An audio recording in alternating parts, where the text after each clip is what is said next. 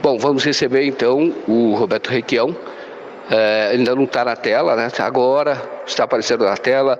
Governador Roberto Requião, senador, deputado, prefeito, enfim, mas se apresenta agora na ação que ele entrou.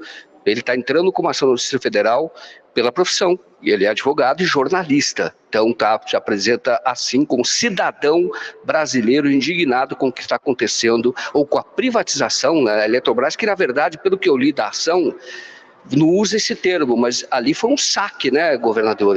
Foi um saque que ocorreu. Depois eu quero fazer tudo aquilo que vocês relatam ali, que é muito importante, inclusive de grupos empresariais que têm uma participação minoritária e hoje ganham muito. E o governo que tem uma participação grande, nem direito a voto tem correspondente às suas ações. Muito obrigado, governador, por estar aqui. E eu passo a palavra, então, perguntando já para você fazer a sua saudação inicial e perguntando o que você pretende com essa ação.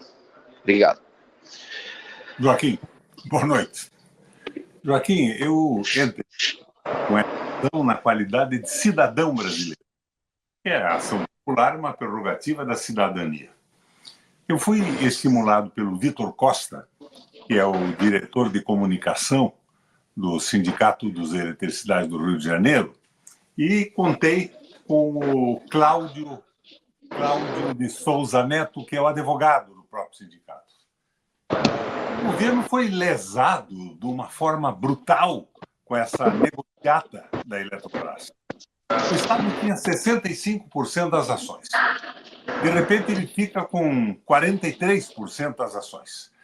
E desses 43%, ele perde o direito de voto, de participação, de 33%. Porque tal conselho de administração faz modificações estatutárias. Para você ter uma ideia do que leva à indignação, nós não vamos entrar aqui agora nas minúcias jurídicas do processo, que é absolutamente inconstitucional. O ano passado, cada diretor da Eletrobras, Joaquim, você está de pé, Joaquim, e me preocupo até com a notícia, ganhou R$684 mil por mês de salário. É um assalto total à desqualificação, à desvalorização do erário e uma lesão ao patrimônio da União simplesmente fantástica. Então, eu resolvi, com as informações desses companheiros, trabalho belíssimo do Cláudio Souza Neto, entrar com uma ação popular e entro em Curitiba. Já está na segunda vara da Fazenda Pública. E nós pedimos uma cautelar, inicial, uma proibição de todos esses efeitos até que a ação seja julgada. É uma indignidade o Brasil está vendo a sua Eletrobras sendo saqueada, palavra é dura, mas roubada da União, e há um silêncio quase absoluto da comunidade. Vai se deixando a coisa ficar como está e se acena até com acordos, conciliações. Você não pode conciliar uma inconstitucionalidade. Então, nós tomamos essa medida inicial. O governo tem que ter restituído o seu poder de voto, mesmo dos 43, para ter uma força dentro do processo. E esta ação, Joaquim, é o primeiro passo, porque, na minha opinião, como ocorre no mundo inteiro, a Eletrobras tinha que ser patrimônio da União, absoluto da União. Os 65% ou 100%, ou 100%.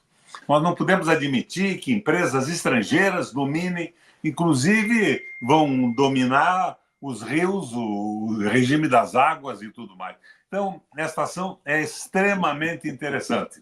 E eu tomei essa atitude, e digo mais uma vez, impulsionado pelo Vitor Costa dos Eletricitários do Rio, que me passou dados que causaram a minha indignação, e com a participação desse advogado porreta lá de Brasília, que é o Cláudio Souza Neto. A ação é perfeita. Eu mandei uma cópia para você, ela está extraordinariamente bem montada. E eu diria que o juiz só não concederá a tutela antecipada politicamente, porque do ponto de vista jurídico, isso não poderia nem ter acontecido. E o juiz pode encerrar essa patifaria agora. Governador, eu vou te dizer, eu li, realmente a ação é muito boa, muito bem feita. Inclusive, vocês elencam qual a participação no mundo, quando vocês relacionam. A China, 100% estatal. Os Estados Unidos, 75% estatal. Quer dizer, muita gente fica falando dos Estados Unidos, privatização vai funcionar melhor, 75% estatal, e uma parte expressiva são militares, que estão no poder militares por conta das hidrelétricas, que é o controle dos rios, das águas.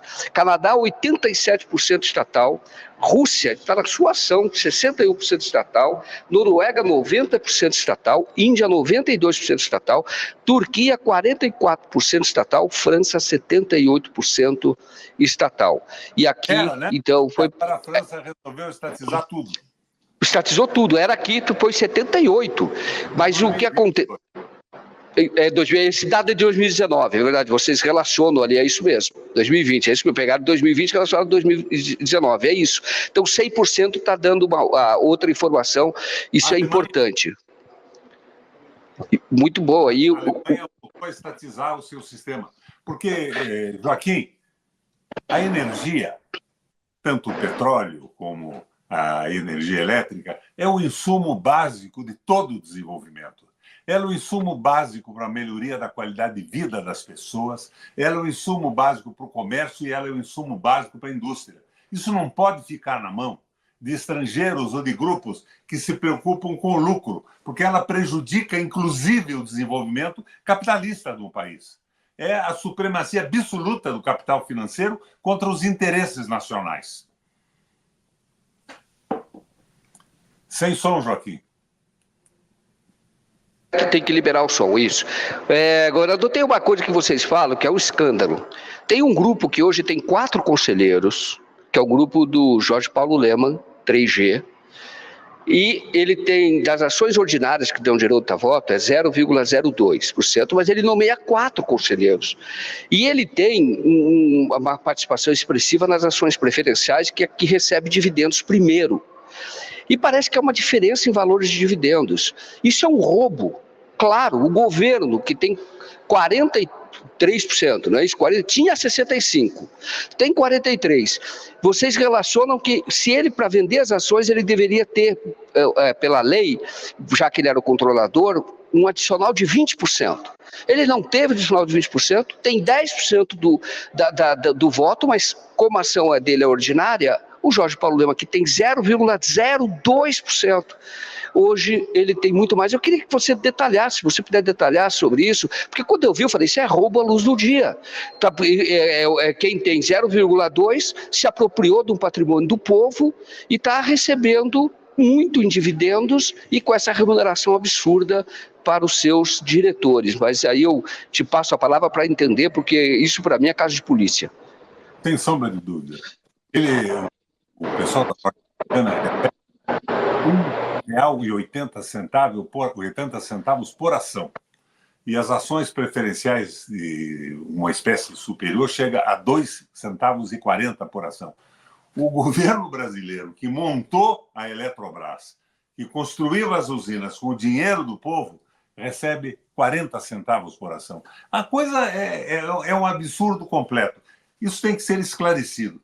A ação, 50 e poucas páginas, né, Joaquim? E eu quero lhe cumprimentar. Eu passei para você a coisa de 1h30, 2, você já está por dentro dos temas principais. A gente precisa divulgar isso, a gente precisa entender o nível do roubo do patrimônio da União dos brasileiros todos. E eu espero que tenhamos um apoio e um conhecimento, inclusive extrajudicial, desse processo. O povo, o Brasil, precisa entender o que acontece. Agora, entrei com ação em Curitiba. Eu quero mostrar que Curitiba não é a capital da Lava Jato. Tem juízes de verdade aqui também. E a minha esperança é que a tutela antecipada seja concedida rapidamente. E que se paralise esse roubo.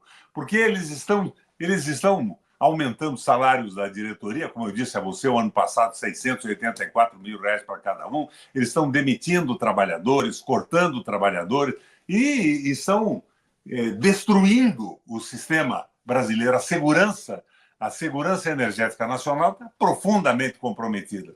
O Lula tem feito declarações muito positivas em relação a isso e eu espero que a estação dê uma alavanca fundamental para a retomada da Eletrobras pelos interesses do Brasil.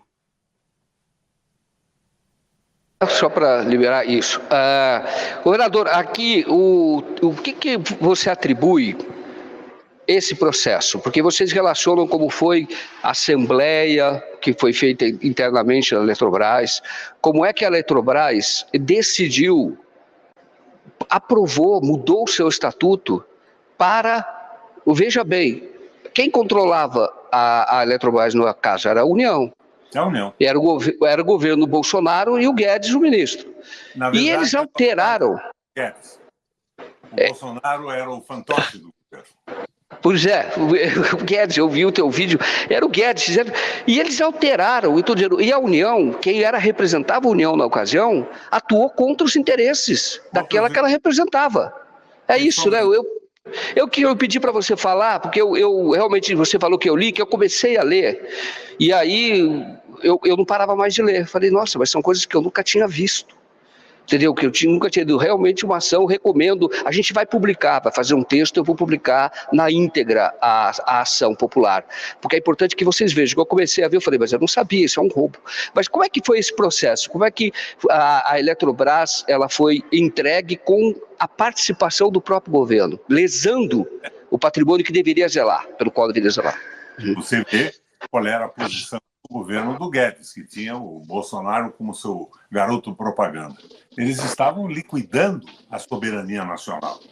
A tal da Golden Share, que o Lula aprecia muito, a ação do governo, que pode vetar negociações, ela foi esvaziada. Ela não é uma Golden Share, mas ela pode proibir mudanças no estatuto e nada mais. Então, é uma patifaria, é uma imoralidade absoluta. E o trabalho que você fará, com a profundidade e a extensão da comunicação sua e do 247, vai ser fundamental para que um número maior de pessoas entendam que isso é um roubo e tem que terminar, tem que ter um fim. E está na mão de um juiz da segunda vara, juiz substituto da segunda vara aqui de Curitiba, vara federal. André Liberato, governador, ali eu queria que você coloque um mapa de quem são os controladores, né? E aí você tem o governo, tem a maior parte, mas não tem voto, tem só 10% de voto, e tem os não residentes, que é mais do que os residentes. Significa que quem está mandando são fundos estrangeiros, é isso? São fundos estrangeiros, tais fundos que desafiam, inclusive, o processo de apropriação capitalista no mundo. É a economia financeira, economia que não gera um botão de uma camisa, a peça de uma máquina, não gera um emprego e vive dessa exploração de monopólios estatais controlados pelo Estado que passam a ser controlados. É um roubo do começo ao fim. Eu tenho muita fé de que o judiciário brasileiro acolha essa ação extraordinariamente bem montada e o Brasil ganhe com isso, e isso melhore também as condições de governo do Lula, que está saindo muito bem lá no Rio Grande do Sul. Ótimo.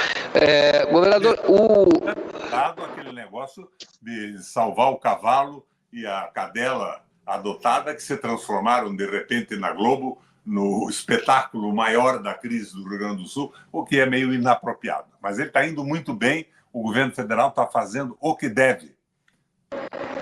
E aí eu quero ver como se sai nesse processo o meu amigo Haddad, porque a necessidade do Rio Grande do Sul vai balançar o arcabouço.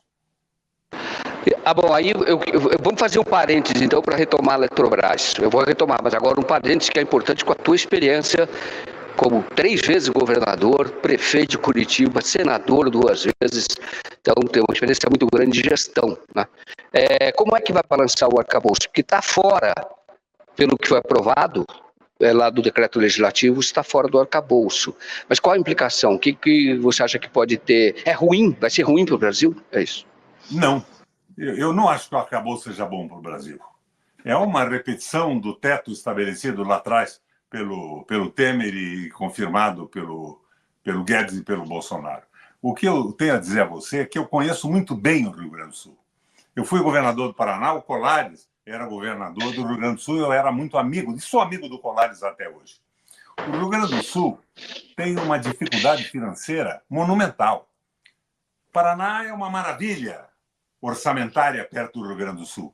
O Rio Grande do Sul tem um custo brutal com os aposentados do magistério, com a brigada militar, E o Rio Grande cresceu num determinado momento por grandes investimentos públicos, naquele momento em que se falava do conflito do Brasil com a Argentina. Então se reforçou muito o Rio Grande. É um problema governar o Rio Grande do Sul. Então o Rio Grande vai precisar de muito recurso. Eu estou vendo muita conversa de apoio do governo do Estado, mas vão ter que pôr dinheiro de verdade. Porque a tragédia não vai ser só reconstruir pontes e estradas. É um número fantástico de pessoas que perderam o emprego, a possibilidade de trabalho. São mais de 2 milhões de pessoas. E essa crise vai pressionar o governo, gostem ou não gostem os adoradores do arcabouço. Eles vão ter que quebrar esse arcabouço e apoiar de verdade o Rio Grande do Sul. E apoiar de verdade não significa distribuir dinheiro como o Chacrinha distribui a bacalhau. Quem quer bacalhau, projeto de construção, e esses projetos iniciais voltados à população mais pobre me impressionam de forma positiva, mas tem que haver muito mais, não nos iludamos com isso. Entendi. Fernando, já entramos nesse assunto, vamos retomar a Eletrobras, mas eu quero ouvir a sua experiência, eu quero ouvi-lo. Você acha que houve só a questão climática ou houve falha da ação do governo do Estado e também da Prefeitura de Porto Alegre? Das prefeituras de Porto Alegre, depois de 41. Se construíram as retenções e aquilo tudo, depois aquilo tudo foi abandonado e mal funcionava nesse momento. Mas teve um problema climático também, que já foi exposto pela mídia com clareza, né?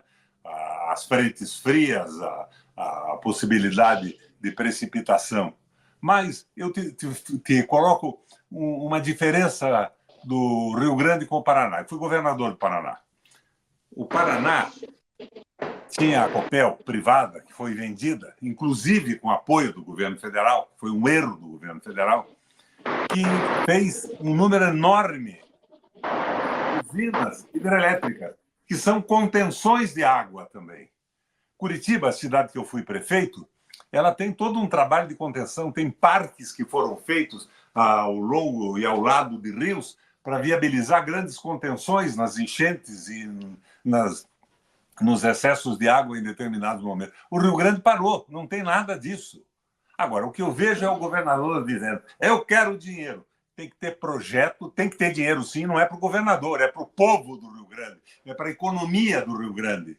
O Rio Grande é parte do Brasil e tem que ser tratado assim. Mas, na minha opinião, ele balança o arcabouço decididamente. Ou então, vamos ter um conflito, porque o Estado não vai poder atender com o que ofereceu até agora. O que ele está oferecendo é uma antecipação de recursos. Antecipação do 13º, antecipação do Fundo de Garantia, essas coisas não serão suficientes. O Rio Grande precisa de um plano Marshall.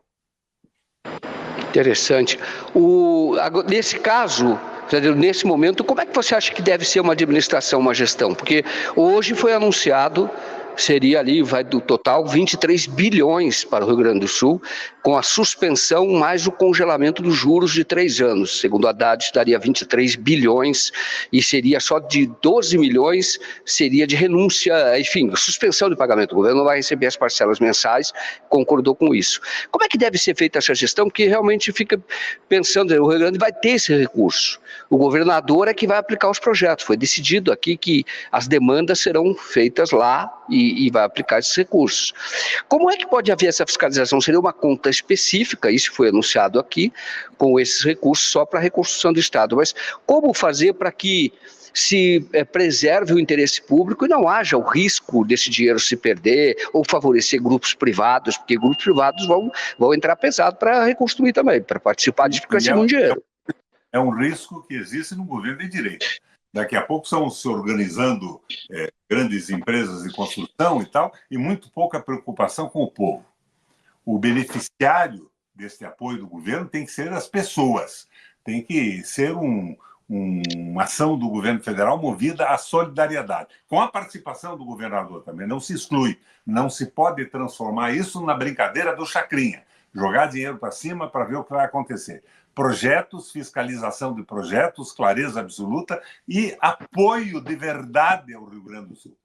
Eu acho que as primeiras medidas de salvamento das pessoas e as medidas tomadas pelo governo nesse primeiro momento não são inadequadas, mas não serão suficientes. Perfeito. E esse valor, o que está sendo anunciado, não é suficiente. É isso. O que seria suficiente, então, governador? O levantamento do projeto, um projeto de reconstrução da indústria, de restabelecimento do comércio e o acompanhamento do governo federal. Não é só um festival para empreiteiras de reconstrução de pontes e estradas. O povo tem que ser levado em consideração fundamentalmente. E o governo tem que acompanhar, mas sendo um governo que tem se comportado até agora com essa história de venda de estatais, de privatização de tudo, sem levar em consideração a população que ele devia representar, ele tem que ser acompanhado e fiscalizado. Agora, no mais, eu acho horrível as fake news em torno disso, a tentativa de desmoralização do Exército Brasileiro, do governo federal, porque é um momento de solidariedade. Tem que dar a mão, uma mão de apoio ao governador e uma fiscalização intensa e a realização de projetos que tenham efetividade na retomada do desenvolvimento. Perfeito.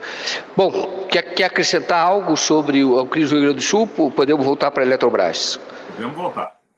Tá ótimo.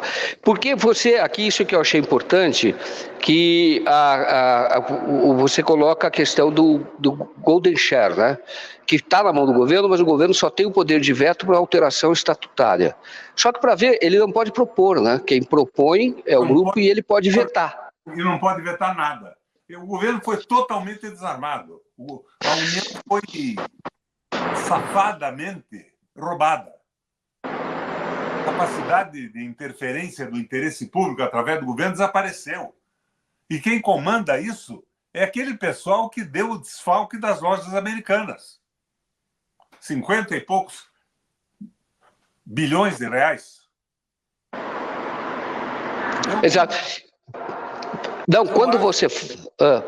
pode concluir. Se o juiz der a medida antecipada, a medida que estou pedindo, o governo reassume isso aí e coloca o sistema a favor do Brasil. E eu espero que, na sequência, a gente consiga retomar o comando absoluto do sistema elétrico, como fazem outros países do mundo. Que você coloca na ação algo que eu achei muito interessante, quando diz o seguinte: tem que ser na mão do Estado a questão de energia, esse controle das águas. Porque até você disse, olha, está na mão do privado, o que vai acontecer se um dos controladores falirem? Se a Eletrobras falir, como faliu, ou quase faliu, a questão das Americanas. Vocês não citavam Americanas, ou citaram Americanas, sim, mas do grupo do 3G, lá do Jorge Paulo Lema. Então, você diz, olha, se isso acontecer, quem é que vai ter que socorrer? O Estado. Porque ninguém vai poder ficar sem energia, não é isso? O Estado não manda nada e vai ter que cobrir a patifaria terminada, liquidada com a empresa. Não há dúvida alguma. O Franklin Roosevelt, no meu dia, defendia a energia como um insumo fundamental para o desenvolvimento dos Estados Unidos já naquela época. Isso tem que estar na mão do governo como um projeto de desenvolvimento nacional. E eu acho que muitas coisas erradas estão acontecendo, Joaquim. Você sabe que fizeram um acordo com o Itaipu agora? E me causa um espanto enorme. Primeiro, o acordo não foi feito com a direção de Itaipu. Foi feito com o ministro das Minas e Energias e o ministro de Relações Exteriores. A energia em Itaipu custava $22 o megawatt-hora. Megawatt e força, porque depois ainda tem custo da transmissão. Nós pagamos as dívidas, os empréstimos que tinham sido garantidos pelo Brasil. E se estabeleceu desde o começo uma regra que os distribuidores de energia do país eram obrigados a comprar energia em Itaipu com o preço que custava. Mas nós pagamos as dívidas. E o custo real de $22 o megawatt-hora caiu para $9,50. Quando o Bolsonaro estava saindo, propuseram, então, a redução do preço da energia no Brasil para $12. O Paraguai não aceitou. Logo depois, a administração de Itaipu aceitou $16,50, o que é um absurdo. Daí, Itaipu começou a ficar com caixa. E apareceram programas de ajuda aos prefeitos do Paraná e de Mato Grosso do Sul, que faz limite com o lago também.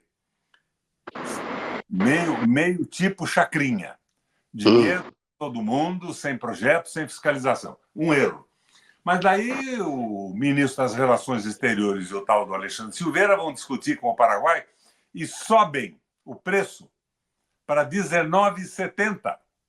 Mas R$16,50 já é 3 vezes mais do que o preço médio da energia livre no país. Sobem para R$19,70. E como é que eles fazem para não alterar o preço que nós estamos pagando, que já é absurdo, 3 vezes mais do que o custo interno, de R$16,50?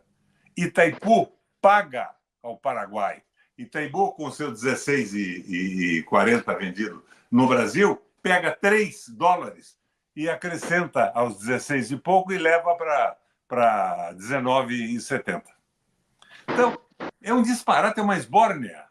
Eu fico pensando, parece que não tem ninguém olhando isso, tomando conta disso. É isso que me assusta um pouco com a questão do Rio Grande do Sul.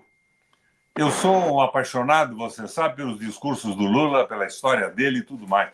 Mas eu estou achando que falta Lula nesse governo. E no caso de Itaipu, qual seria, nesse caso, a solução?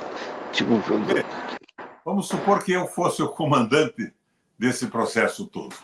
Se custa R$9,50 o custo de produção, você podia dizer para o Paraguai que você faria um acordo com eles. O Paraguai é um estado que precisa de desenvolvimento, o Brasil não deve abandoná-lo, a miséria no Paraguai nos prejudica, está na nossa fronteira, bota até em falta de segurança as fronteiras brasileiras.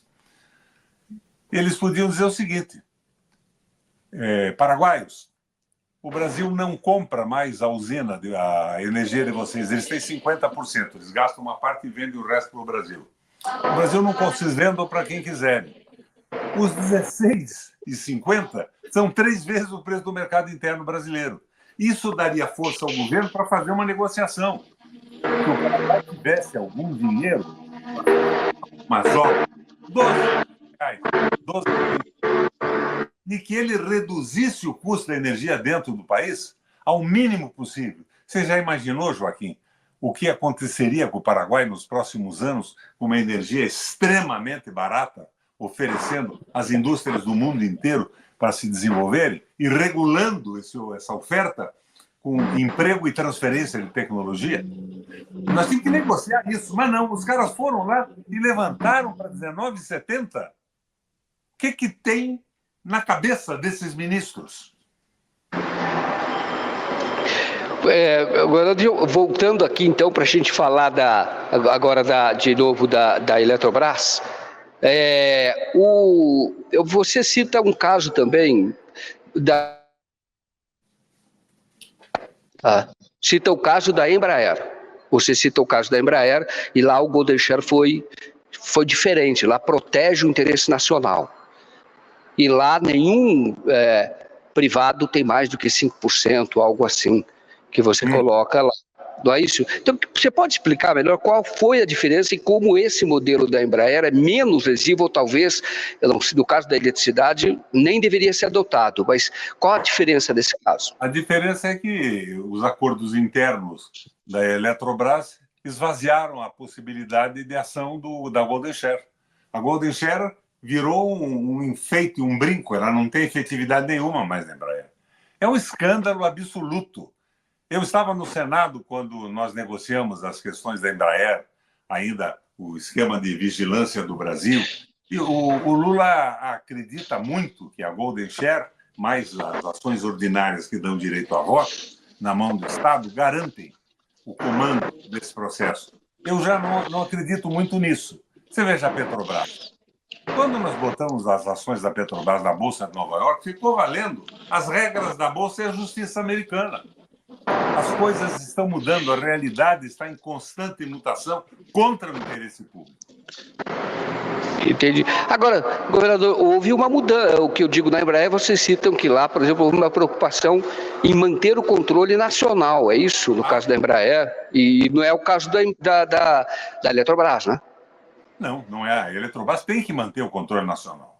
Ela amplia o controle estrangeiro, isso é uma loucura. Você viu, você mesmo leu aí a situação dos países do mundo em defesa da sua soberania, da sua tranquilidade de fronteiras e de geração de energia. É um disparate rigorosamente absurdo. Por isso eu tenho muita fé nessa ação. Eu acredito que nós temos juízes de verdade no Brasil. Pode ser uma... mas é o que eu acredito nesse momento. E quando é que isso pode ser decidido? Bom, ela foi ajuizada e distribuída para a segunda vara hoje. O juiz parece Cláudio Roberto, eu não o conheço, é um juiz substituto da segunda vara da Fazenda Pública. Ele pode decidir liminarmente isso. Ele pode decidir, inclusive, antes de intimar as partes. Mas isso precisava ser um juiz porreta, de verdade, com muita coragem. Eu não sei como ele vai proceder. Pode ser que ele espere a intimação. Mas era importante parar isso tudo para acabar com a destruição da Eletrobras. Porque progressivamente eles vão consolidando projetos internos, como essas brincadeiras de R$600 mil de salário de um diretor. Nossa, que coisa. E vocês citam também, que eu queria, que até a responsável pela privatização do governo Fernando Henrique, que foi o governo mais privatista de todos, né? Até ela criticou, né? Ela achou mais bárbaro. Um desrespeito. Agora, o que é que eu não vejo os nacionalistas, os brasileiros de verdade, brigando com isso. Eu até faço uma sugestão a você, Joaquim. O ator dessa ação foi o Cláudio Souza Neto.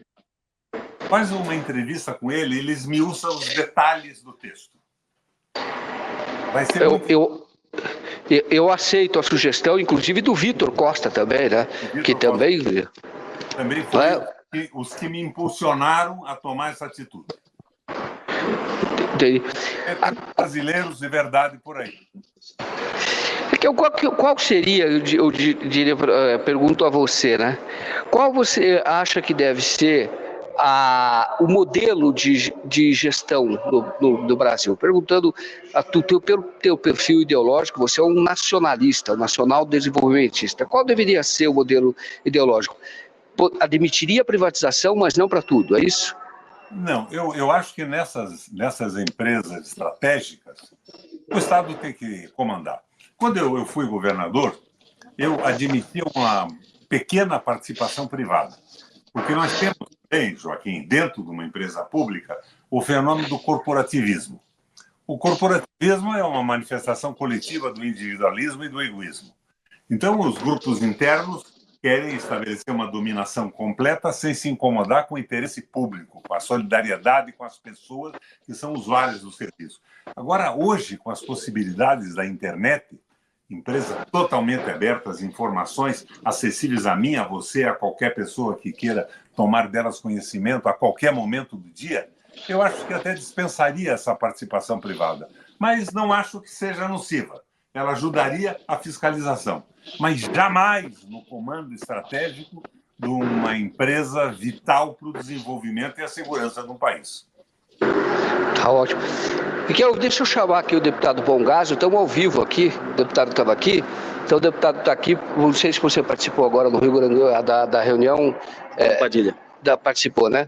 Então, eu vou pedir uma gentileza, governador, inclusive quis cumprimentar o governador Requião, e nós estamos falando aqui sobre a privatização da Eletrobras. Então, eu vou perguntar para você sobre a reunião, mas antes eu perguntaria para você, aproveitando o tema da reunião, o que vocês, parlamentares, podem fazer para reverter a questão da Eletrobras, porque o Requião entrou hoje com uma ação popular realmente muito interessante, que ele elenca o que aconteceu no governo do Bolsonaro com o Guedes que capitaneou isso, foi um saque ao patrimônio do povo, né? E o que pode ser feito? Bom, Joaquim, eu parei aqui porque eu vim na reunião com o Padilha, porque então, teu grande trabalho, sempre quero te fazer um convite, mas eu faço isso depois, e quero saudar o amigo Requião, tá? E dizer que na medida provisória que está tramitando aqui na Câmara, eu apresentei uma emenda para que voltassem a ter a proporcionalidade em quantas ações que o Estado tem para que ele tenha o voto concomitante a esse processo. 43% das ações e não tenha 10% dos votos, né, no Conselho, que é hoje, que nós votamos contra, mas infelizmente a maioria bolsonarista aprovou. Eu acho que são medidas como essas, e essa ação popular com certeza vai ser uma mobilização social que nós temos que fazer para avançarmos nesse sentido. Então, parabéns. E sobre a nossa reunião aqui, é o desastre que nós temos de fato no Rio Grande do Sul. O presidente Lula, desde as 5 horas até depois das 8, esteve reunido com todos os ministros, ou boa parte deles, para anunciar e preparar novas medidas sobre as catástrofes que nós estamos vivendo no Rio Grande do Sul. Isso implica em novos anúncios. Até agora houve anúncios em relação à renegociação de dívidas, a créditos que se abriram para as empresas restabelecerem seus estabelecimentos. A ajuda humanitária, né, que está em grande, né, em grande presença dos ministérios em Brasília, e nesse sentido agora o restabelecimento, o retorno para as casas. E aí as pessoas precisam de recursos, e o presidente Lula irá anunciar medida de recurso direto para as pessoas, vai ser nesse anúncio na terça-feira, né? Além de outros apoiamentos de renegociações e de créditos que estão sendo oportunizados, né, que serão anunciados pelo presidente Lula nessa terça-feira. E na quarta-feira, o presidente Lula irá novamente, pela terceira vez, ao Rio Grande do Sul. Nesta quarta-feira, para poder exatamente mostrar ao povo gaúcho a sua determinação de ajudar as comunidades atingidas e flageladas no estado do Rio Grande do Sul. Então isso mostra o total interesse dessa reunião que nós estamos vindo agora com o ministro Padilha, que nos passou essas informações todas, para que realmente a comunidade do Rio Grande do Sul saiba que não faltará, como o presidente Lula mesmo disse, da parte do governo federal, o apoio necessário para reconstruir. E a dívida renegociada hoje pelo ministro Haddad com o governador do Rio Grande do Sul, ela pode chegar a um valor de 23 bilhões. São durante 36 meses, 3 anos, onde o governo do estado do Rio Grande do Sul não vai pagar, e sobre o montante da dívida, nesses 3 anos, não vai pagar juro. Então significa 11 bilhões que deixarão de ser pagos, e mais os juros que não acrescerão a dívida. E esse recurso precisa servir para a reconstrução. O compromisso do governador do Rio Grande do Sul é pegar esse dinheiro que ele vai deixar de recolher para a União para investir em reconstrução no estado do Rio Grande do Sul. Então, eu acho que é um exemplo assim do humanismo que nosso presidente Lula carrega, mas mais do que isso, apoiamentos concretos, objetivos que estão sendo trabalhados e que não pararemos agora. Continuaremos construindo novos apoiamentos para o Rio Grande do Sul. Eu vou passar a palavra para o Requião, mas ele perguntando qual é o valor que cada pessoa vai receber para poder recomeçar a sua vida. O que foi comentado hoje, que seria em torno de R$5.000 diretamente, além de créditos ainda que ele vai poder pegar para ir financiando, mas de apoiamento direto dentro de outros recursos que já foram colocados. É o resgate de parcelas do Fundo de Garantia, mais parcelas do fundo do seguro-desemprego, são mais 2 parcelas além das parcelas normais, é o resgate do fundo de garantia, é antecipação do imposto de renda, são várias iniciativas que são diretamente para as pessoas, né? Mas esse terá um recurso realmente para as pessoas que precisam, porque elas estão sem condições de alimentação, das questões básicas do seu retorno às suas casas. Então, são medidas diretas, né, que o governo federal vai disponibilizar, mas esses anúncios serão feitos, né, pelo presidente Lula nessa terça-feira. Ótimo. Deputado, vou pedir para aguardar, porque agora eu vou passar a palavra para o Requião, até porque você falou com ele, então eu vou transmitir aqui o que o Requião comentar, eu vou colocar, então, o que ele colocar, eu vou te colocar, para então que vocês façam essa conversa indireta de interesse público, naturalmente. Governador, está com você a palavra. A proposta do Baumgarten é boa. É fundamental nessa questão da Eletrobras ser uma medida. O Berkovitz, advogado lá de São Paulo, tem falado a exaustão sobre isso. O Joaquim acompanha, já entrevistou o Berkovitz. Mas a medida provisória só poderia ter sucesso no Senado uma posição muito clara do governo e uma divulgação dos assuntos tratados nessa ação popular que nós estamos impetrando, que nós estamos ajuizando. Porque eu não acredito que o Congresso Nacional deixasse de votar uma medida provisória se tivesse consciência do que aconteceu na privatização da Eletrobras. Mas eu vejo Lula protestando E logo depois eu vejo uma entrevista do Joaquim Silveira, Baumgartner, dizendo o problema da privatização da Eletrobras está estabilizado. Fica assim, agora ninguém mexe mais. Você vê, é uma complicação nesta frente que nós criamos para o governo. Mas acho que o início da provisória, o início da discussão e essa medida que nós tomamos, que pode devolver ao governo o comando de muita coisa, informação, pode ser o caminho para a gente terminar isso mais tarde com uma medida provisória que reestatize a Eletrobras. Nós tínhamos 65% de ações, Baumgartner. Hoje nós estamos com 43%, mas essas 43% só valem 10% porque tiraram a capacidade de voto do governo federal. A coisa é muito séria. Eu dizia ao Joaquim, agora há pouco, você não estava ainda junto com a gente, que o ano passado o salário de um diretor da Eletrobras, Baumgartner, foi R$684 mil para cada um dos diretores. E um conselheiro do Conselho de Administração ganha qualquer coisa entre 183 mil e 200 mil. Então, essas coisas têm que ser reveladas, tornadas claras. E a eletricidade é algo... Governador, deixa só, como ele não está ouvindo e fez muita colocação, eu vou ter que retransmitir aqui. Se faltar alguma coisa que seja relevante, você me fala que eu passo. Porque ele estava dizendo o seguinte, a respeito da Eletrobras. Ele acha a sua iniciativa positiva, porém, ele entende que precisa haver uma medida provisória para reestatizar efetivamente a Eletrobras. E ele entende que, para que haja condições políticas para aprovação de medida provisória, é preciso tomar conhecimento de muito do que está nessa ação popular, que eu vou até te encaminhar depois. Porque ele coloca alguns dados que são realmente espantosos. Por exemplo, o salário dos executivos de lá, que é R$680 mil por mês. Os membros, aqueles participantes que participam do Conselho de Administração, é de 180 a 200 mil reais. E ali, isso ele não falou agora, mas isso está na ação, ele coloca, por exemplo, que um grupo privado, que é o 3G, do Jorge Paulo Lama, tem 0,02% das ações ordinárias e tem mais de 18%, algo assim, das ações preferenciais, tem interesse dos dividendos. E o 0,02%, com isso, ele tem 4 membros do Conselho de Administração, de 9. Então, são coisas que ele acha o seguinte, que os dados que estão, esta ação tem que se tornar pública para que haja condições políticas, uma mobilização nacional para que haja a reestatização. E ele fez uma crítica ao ministro Silveira, né, que é o ministro da Energia, segundo quem o assunto Eletrobras está pacificado, mas entende que o próprio governo não pensa assim, que a AGU entrou com uma ação, né, o Messias esteve lá. Então, eu passo até para ele falar agora, que o Baumgartner acho que tem outro compromisso, você faz a sua manifestação, mas eu acho que eu fui preciso, acho que eu fui leal ao que você disse, só isso. Que eu, ele... Obrigado, então passo a você. Do padrão do jornalista aqui, né, Requião, Joaquim? Como é que eu não ia passar? Mas eu quero dizer isso, Requião, e todos os que estão acompanhando.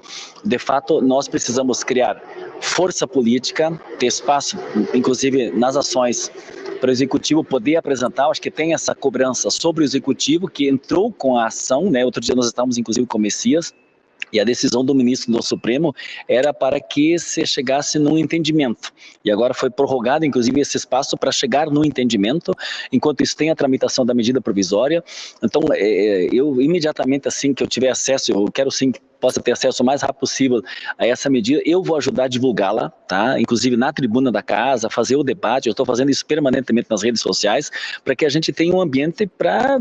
Precisamos criar esse espaço de reestatizações, né? Nós precisamos criar força política. Infelizmente, hoje o Congresso Nacional também não permite, pela realidade eleitoral que aconteceu, para tomar todas as medidas, talvez até do desejo do presidente Lula, mas nós precisamos avançar nisso. E com certeza esse tipo de posturas, eles nos ajudam a fazer esse debate para ganhar consciências na sociedade. E acho que nesse sentido o Requião sempre foi a nossa grande referência e continua sendo. Então eu quero parabenizar nesse sentido. Então nós vamos continuar, e assim que me apropriar dessa ação, vou ajudar a divulgá-la, a fazer tudo que for possível nesse sentido. Tá, Requião? Abraço grande. Baumgartner, um recado só. Essa história de conciliação com uma infração constitucional, para mim, que sou um bacharel da República, é uma piada inaceitável. O sujeito rompe todo o regulamento constitucional do Brasil, entrega uma empresa estratégica vital e propõe uma conciliação. um dos motivos que me fez entrar agora com essa ação. Essa ação não tem conciliação, ela precisa de um julgamento em cima dos seus princípios. O Ongaçuca, ele disse que ele acha que não é um caso de conciliação, que é preciso, foi uma flagrante inconstitucionalidade, lesiva ao povo, então é preciso ter uma ação mais enérgica, foi o que disse o Requião. Isso, vamos criando ambiente para fazer isso. Um grande abraço e eu te contar depois de fazer o convite para outra atividade. Tá bom, muito obrigado. É isso, abraço a todos que acompanham também o 247 aí. Requião, siga firme.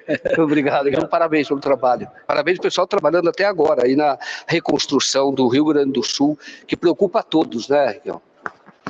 Preocupa a todos, é uma preocupação nacional e ser uma ação efetiva do governo federal, uma demonstração de amor e de solidariedade ao Rio Grande.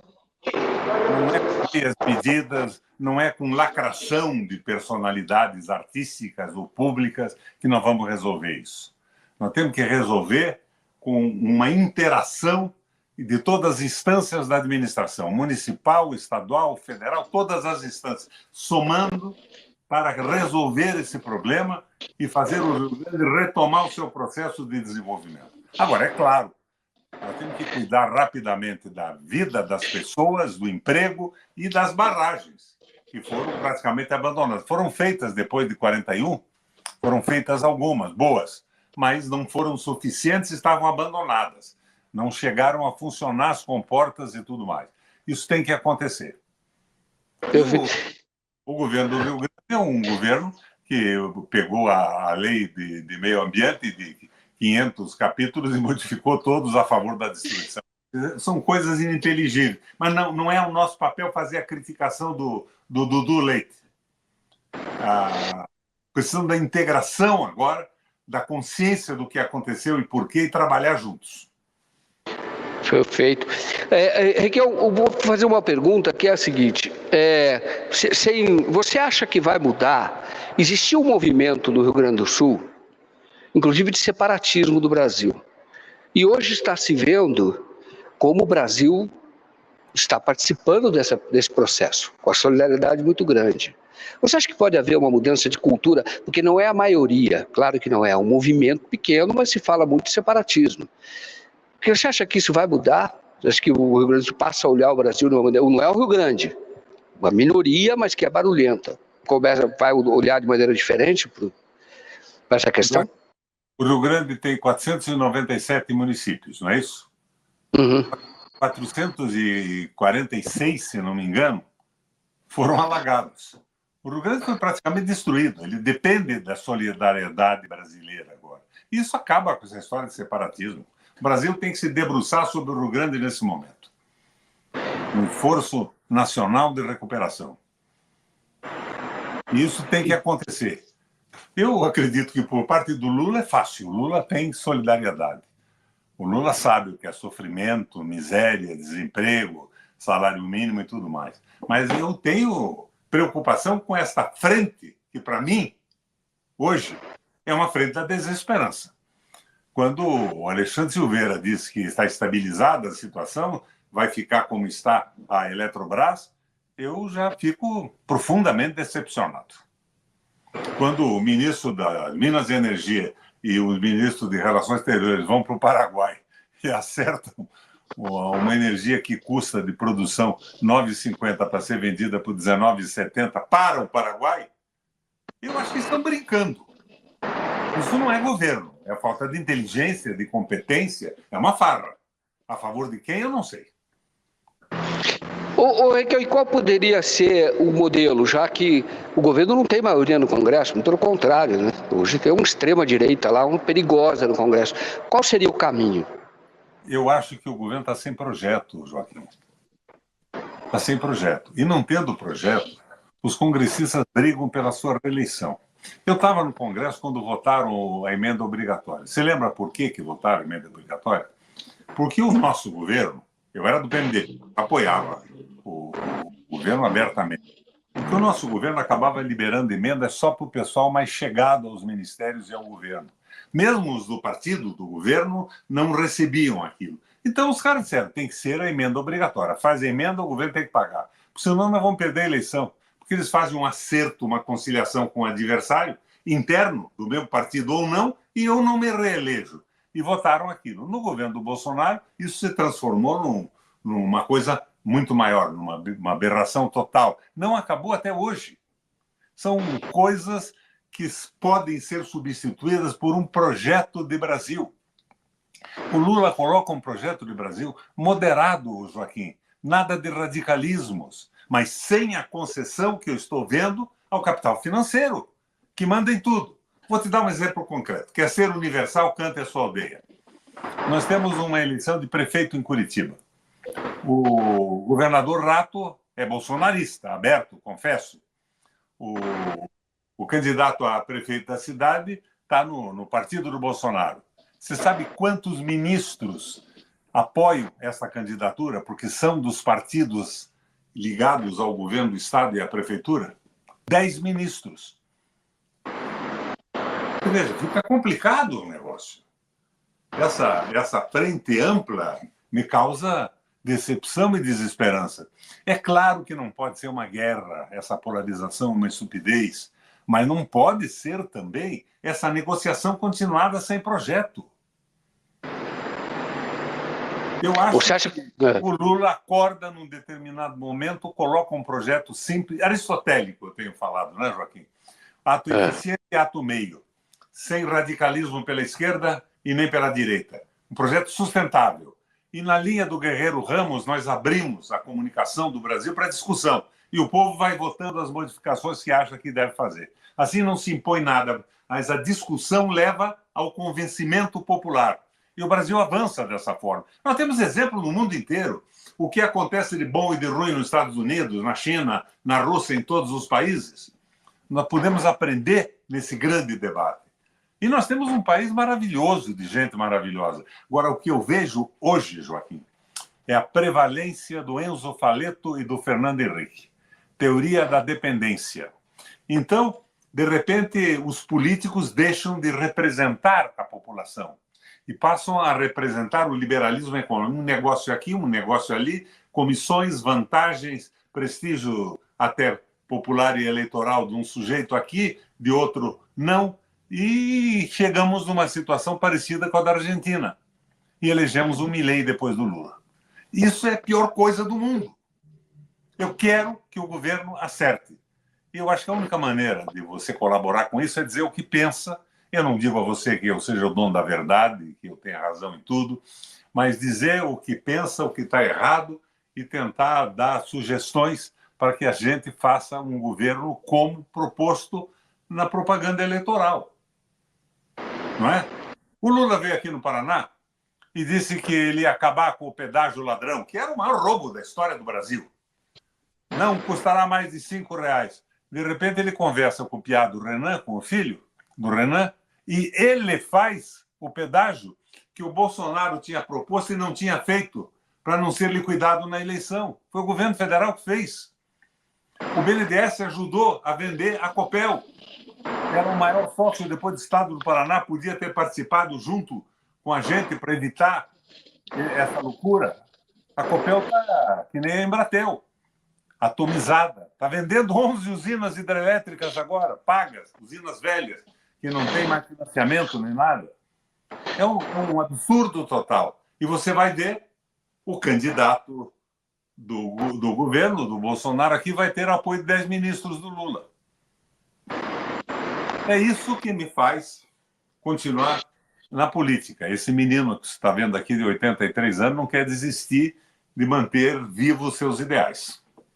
Então, para a gente terminar aqui, você é candidato, pré-candidato a senador, se é que vai haver eleição para senador, e aproveitando, você acha que o Moro vai ser cassado? Eu não sei. Não sei nada da justiça brasileira. Aqui no Paraná, ele ganhou de 5-2. Mas o Deltan Dallagnol tinha ganhado de 6-0 antes dele, para garantir a sua candidatura. Não sei o que vai acontecer. Agora, a minha situação é a seguinte. Eu saí do PT, Joaquim. Sim.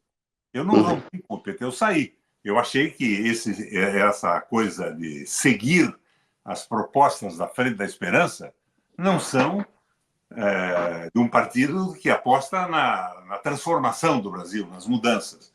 Eu saí. E eu entrei num partidinho que não tem nenhum segundo na televisão e tem 20 mil reais em caixa. Eu entrei para poder entrar no debate e conseguir colocar as minhas ideias e na discussão, mesmo que de uma forma diminuta. Nós dois estamos aqui no 247, que é um instrumento porreta da transformação do Brasil hoje.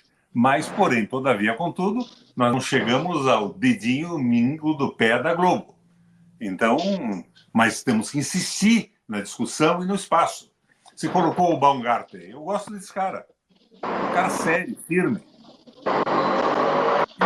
Informação. Não adianta uma medida provisória para deixar tudo como está. Ótimo.